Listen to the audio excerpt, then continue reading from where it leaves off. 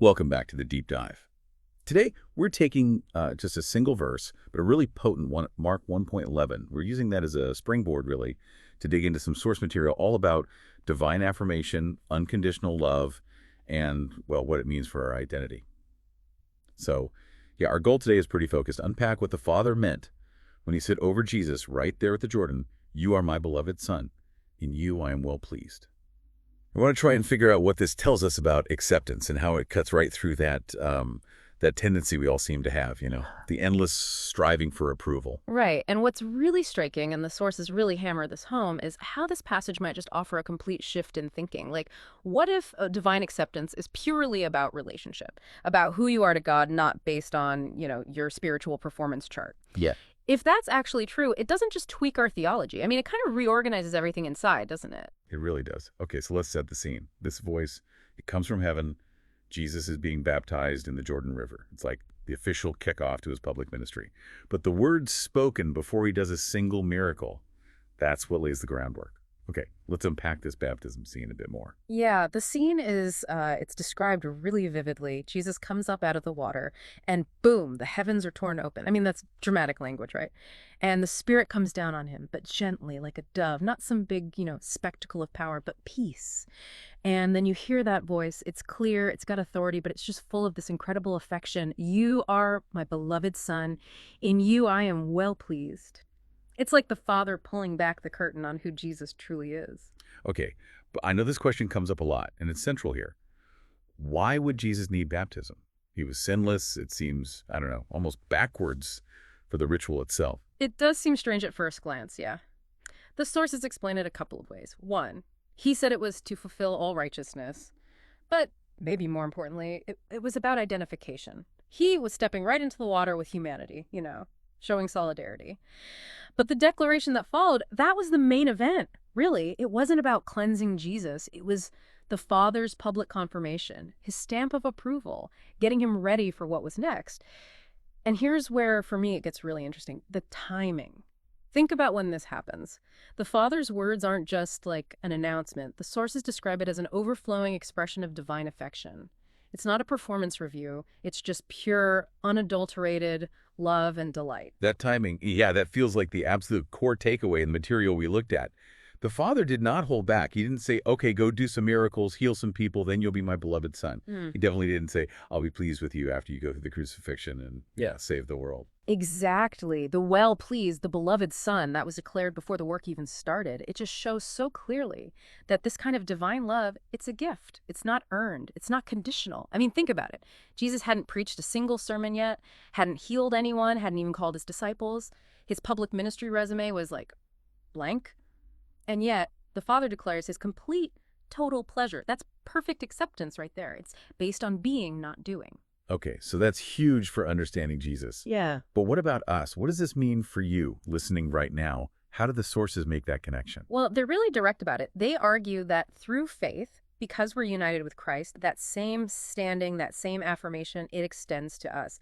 So the Father essentially looks at a believer and says the same thing. You are my beloved child. In you, I am well pleased. It means our fundamental standing before God isn't shaky. It's secure. It's anchored in Jesus' perfection, not in our own, often messy efforts. But let's acknowledge the tension here, because this is where it hits home for most people. Our default mode, often even in our faith life, is to feel like we have to strive endlessly. We're kind of wired to think transactionally, aren't we? Like, God's only really pleased if I prayed long enough today, or volunteered enough this month, or, kept my nose clean for a while. Why is that performance thing so deep-seated? And how does this verse just dismantle it? That anxiety, I think, it comes from a really basic fear, doesn't it? Fear of rejection, maybe? A need to feel like we're in control, that we can earn our keep. We project maybe our experiences with human relationships onto God, thinking he operates like a demanding boss or a parent whose affection depends on our good behavior. This verse dismantles it because it shifts the entire foundation of our security. If your security rests on your performance, well, you have to keep striving. You never arrive. But if your security rests on who Christ is and what he's already done, then the striving can actually stop. You can move from that fear of disappointing a taskmaster to just resting as a beloved child. That distinction feels critical. But I can almost hear someone thinking, and the sources have to deal with this, right? Okay, if I'm already loved, already accepted, what's the point of spiritual disciplines then? What about, working hard at faith, prayer, fasting, serving, accountability? Doesn't focusing too much on acceptance lead to, I don't know, a kind of lazy, anything goes faith? That's the million-dollar question, isn't it? And it gets right to the heart of motivation. It highlights the difference between, let's say, two kinds of effort. The source material really emphasizes this.